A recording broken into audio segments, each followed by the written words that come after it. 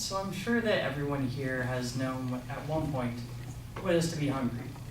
So when you're hungry, you're given a few options. Do I make something myself? Do I go out and buy something? Do I go out to a restaurant and eat there? Now, what this quote says is, I've known what it is to be hungry, but I always went right to a restaurant. And I don't believe he's just talking about food. I believe that he's talking about when you're presented a problem, you have these answers to that problem, and you have to select which one it is. In this case, he chose the third option of, I'll go to a restaurant. So today I'll be showing that in life, you're given these problems, and you're given these solutions to these problems, but you have to choose which one to pick. I'll be demonstrating that in an example of when I was interning at a shop, when you're talking with just friends or when you're presented with a problem that way, and also in school. So while I was during this last summer, I was interning at a machine shop. And actually I did everything from organizing bolts and screws to just like sweeping the floors, but I also got to do a lot of interesting things like hook up some intercom systems and stuff like that. So I've never actually hooked up an intercom system, but I knew a bit about electronics.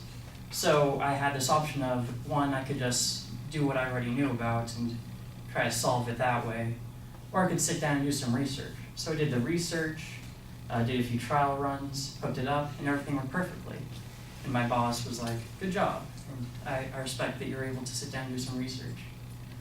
And that was really good because it was showing I could think on my feet, see the problem, develop some solutions to it. And another way that that's related is the way that you talk with people.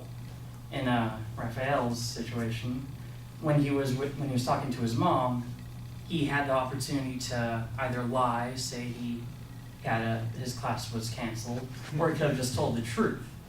And in this situation, he probably should have told the truth. But I've also had a situation where you're caught in a lie, and you really have to fight to make the lie work, or you can just tell the truth. And often I found myself that just telling the truth and making people understand your situation works a lot better. And actually, the last situation with school is just when you're given a problem. When you're given a problem to do, you see the problem, you evaluate what you can do to solve it, and you can go through those steps and you notice that some of them don't work. So what you do is you go back, you find more solutions, you keep plugging that out until it works out. So in conclusion, when you're given a problem, you're given multiple ways of solving that problem. And just like with a problem, if you're hungry, what you're gonna do? For me, because I'm not really a fan of preparing my own meals, I'll go to restaurants as well.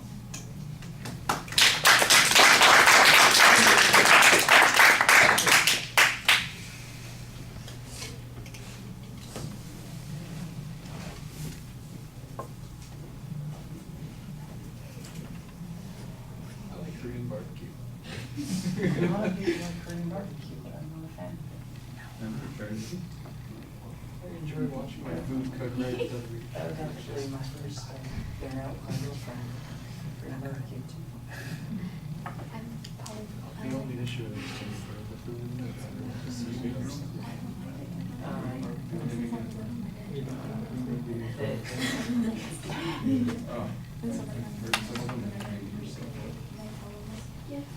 There's just one Korean barbecue place to serve like those it's that if you confusing. have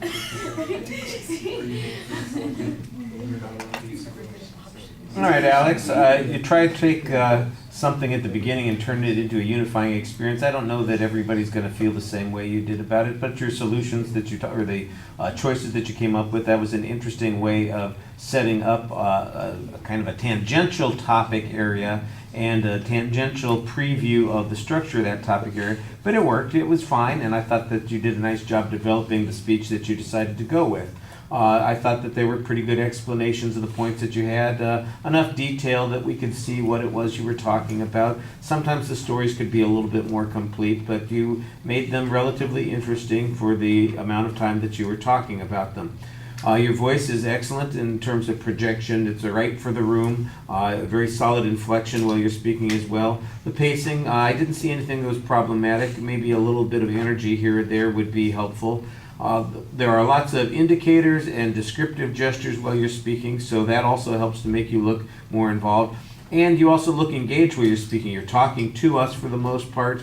Your face is expressive of the concepts that you're talking about at any given time. It wasn't overdone. It was relatively subtle. I appreciated that.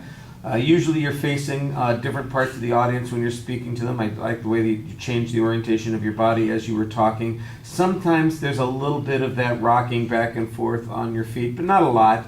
But it is something that you could maybe pay a little more attention to. It will probably give you a greater sense of control if you can if you can manage that more effectively. But again, I didn't find it distracting so much as that's something that you might want to be focusing on. I like the conclusion of the speech that you tied into the opening again, and you reminded us of the point that you're trying to make. That's the best way to finish off a presentation, I think.